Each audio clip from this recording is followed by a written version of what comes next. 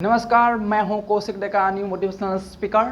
और आज हम लोग बात करने वाले हैं प्रैक्टिस के बारे में, यानी अभ्यास, है ना।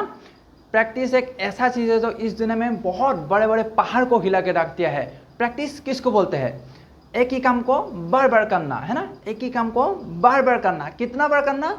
जब तक आने ना लग जाए, जब तक आने ना लग जाए उतनी बार करना, उसको ही बोलते हैं प्रैक्टिस। मैं आपको दो एग्जाम्पल दूंगा, सिर्फ दो एग्जाम्पल दूंगा, जिस एग्जाम्पल को सुनते आपकी रोंगटे खड़ी हो जाएगी।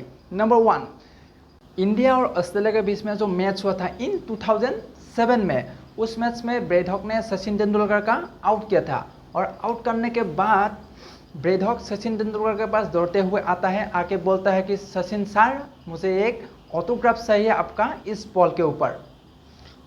क्योंकि ब्रेडहॉक उस टाइम पे नया खिलाड़ी था और सचिन सर को बोलता है कि मुझे एक आपका ऑटोग्राफ चाहिए, क्योंकि आज मेरा सबसे सुनहरा दिन है, जिसको क्रिकेट का गॉड बोला जाता है, उसका मैंने आज आउट किया, विकेट लिया।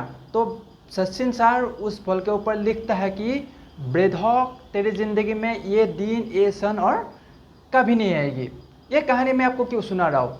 इसलिए क्योंकि सचिन तेंदुलकर ने जब लिख दिया उस बॉल के ऊपर कि ये दिन, ये सन तेरी ज़िंदगी में कभी नहीं आएगी, मुझे नहीं लगता कि वो लिखने के बाद कहीं दोस्तों के साथ घूम रहा होगा। मुझे नहीं लगता कि वो किसी रेस्टोरेंट में बैठ के पिज़्ज़ा खा रहा होगा। मुझे नहीं लगता कि किसी बार में बैठ के वो बियर पी रहा होगा। क्या कर रहा होगा? सिर्फ एक चीज़, प्रैक्टिस, प्रैक्टिस, प्रैक्टिस। कितने प्रैक्टिस की होगी, कहीं इज्जत खराब ना हो जाए। जो लिख दिया उसके जैसा बन जा, जो लाइन लिख दिया उस लाइन के जैसा बनना पड़ेगा, इज्जत कहीं खराब ना हो जाए।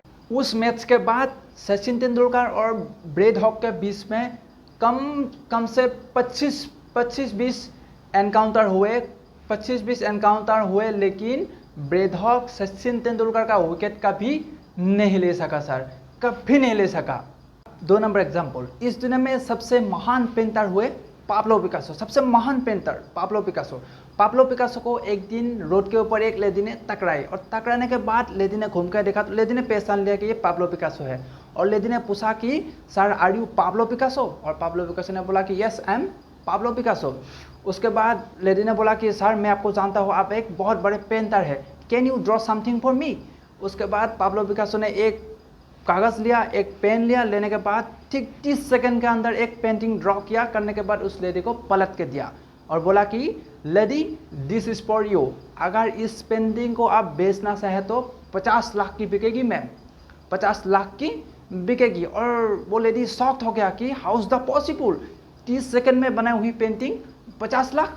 उसके बाद वो लेडी दूसरा दुकान में पाब्लो पिकासो की पेंटिंग का रेट सर्च किया। करने के बाद पता चला कि 50 लाख की बिकती है। और वो लेडी को मन हुआ, उस लेडी को मन हुआ कि मैं भी सीखना चाहता हूँ, ये 50 लाख की पेंटिंग 30 सेकंड में कैसे बनती है।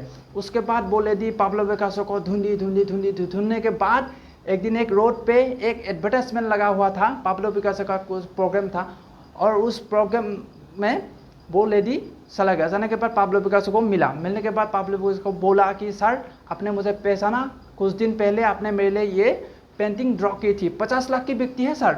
और पाब्लो पिकासो ने बोला कि यस, मैंने बनाई है, 50 लाख की बिकती है सर। मैं भी सीखना चाहता हूँ, मैं भी सीखना चाहता हूँ कि 50 लाख की पेंटिंग 30 सेकंड में कैसे बनती है।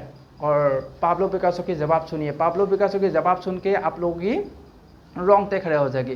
पाब्लो पिकासो, मैम, आपने जो ये 30 सेकंड की पेंटिंग बनाई हुई देखी है, मुझे इस 30 सेकंड की पेंटिंग को बनाने के लिए 30 साल लग गए, 30 साल प्रैक्टिस किए, उसके बाद ये 30 सेकंड की पेंटिंग बनती है। गाइस, मैं आप लोगों को बता देना चाहता हूँ, प्रैक्टिस आपको कहीं से कहीं तक ले सकती है। प्रैक्टिस एक बहुत बड़ा खेल है। अगर आप प्रेजेंटेशन दिखाते रहे, उस खेल में आप इतने बड़े महारथी बन जाते हैं कि आपको कोई पकड़ के रखने वाला नहीं है।